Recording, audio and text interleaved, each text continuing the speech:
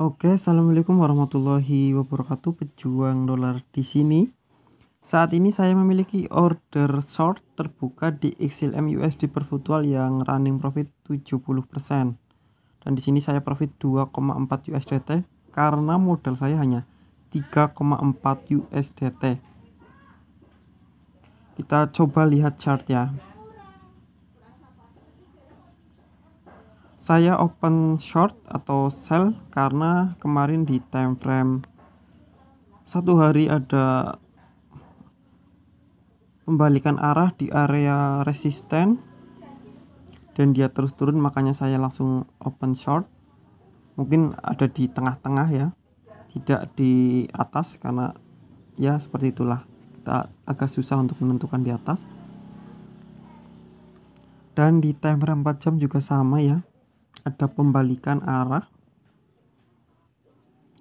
Biasanya itu pembalikan arah ditandai dengan candlestick yang cukup panjang, itu biasa ya. Lalu diikuti candle merah. Dan untuk RSI juga sudah berada di jenuh beli. Untuk di time frame 1 jam juga ada sebuah konfirmasi dari candlestick ini. Ini konfirmasi penurunan. Dan sekarang sudah mulai profit ya, cukup lumayan. Pada kesempatan kali ini saya akan menunjukkan ya cara saya melakukan target take profit. Kita di sini bisa menggunakan Fibonacci retracement yang mungkin nanti digabung dengan analisa lain ya. Untuk cara menggunakan Fibonacci retracement sudah saya tunjukkan kemarin malam, videonya bisa kalian tonton juga. Karena ini tren naik, saya tarik dari support ke resisten. Oke, dari support ke resisten, dari pojok kiri bawah ke pojok kanan atas. Untuk saat ini masih di area 0,236 dan RSI juga masih di posisi tanggung ya. Saya tambahkan dari moving average. Bisa dilihat ya, untuk moving average 20 yang warna ungu ya, paling bawah sendiri itu di area 0,382. Itu bisa jadi target kita. Bisa menjadi target ya, tetapi untuk di moving average 10 ini sudah mulai terjadi pantulan ke atas. Jadi kita bisa lihat dulu ya. Nanti akan ada kenaikan lalu penurunan lagi atau tidak. Sudah mulai ada kenaikan ya, karena untuk di 4 jam itu sudah sampai di jenuh jual. Jika dilihat dari time frame 1 hari, berarti mungkin nanti akan ada kenaikan dulu baru dia melakukan penurunan lagi, karena ini mulai tertabrak ya, menabrak dari moving average 10 itu dia mulai melakukan pantulan. Nanti kita lihat saja dia turun lagi atau tidak. Dan untuk targetnya berarti ada di saat ini atau di area 0,382. Tetapi jika dia di semakin turun ke area 0,382 dan dia menembus, ada kemungkinan di area 0,5.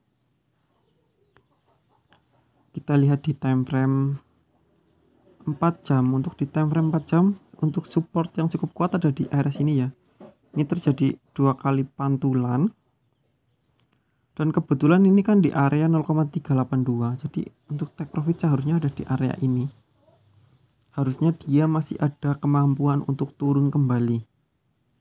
Tetapi mungkin dia akan naik dulu baru dia melanjutkan turun. Di time frame 1 jam dia mulai ada pantulan ke atas. Untuk saat ini sebenarnya untuk take profit sudah bisa ya, karena sudah profit. Tetapi jika ingin profit lebih banyak lagi, kita tunggu ya sampai bawah. Tetapi resikonya ketika dia semakin naik ya, profit kita berkurang. Seperti itu saja.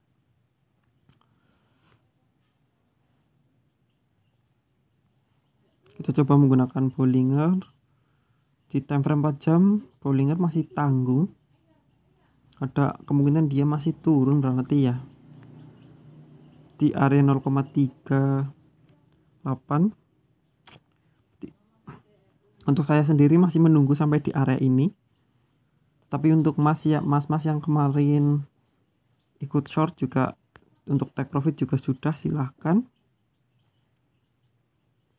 Ya seperti itulah cara saya melakukan analisa ya untuk take profit. Tadi juga sudah saya jelaskan untuk kenapa saya short.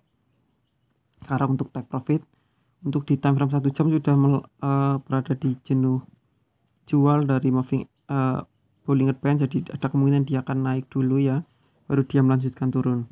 Itu analisa saya ya. Mohon maaf jika salah karena saya bukan financial advisor. Saya hanyalah pemula yang masih dalam tahap belajar yang ingin men-share sedikit cara yang saya miliki untuk melakukan trading di Binance Perpetual ini. Oke, profitnya sudah semakin banyak, ini sudah 80%-an. Mungkin ketika sudah 100% saya take profit saja nantilah.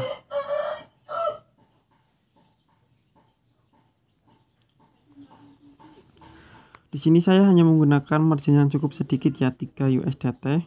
Kenapa? Ya tidak masalah karena saldo saya kecil dan saya take stop loss juga di 3,5 USDT.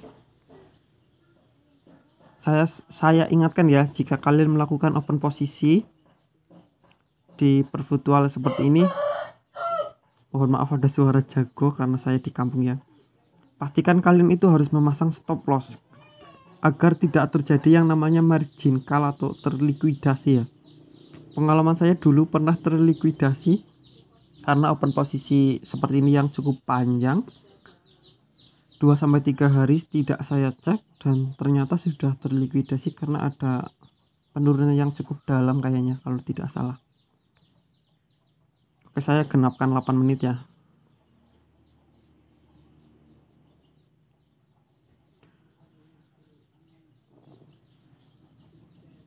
Saya ulangi lagi ya untuk cara menarik Fibonacci ketika tren naik itu dari pojok kiri bawah ke pojok kanan atas, sedangkan untuk tren turun itu dari pojok kiri atas ke pojok kanan bawah.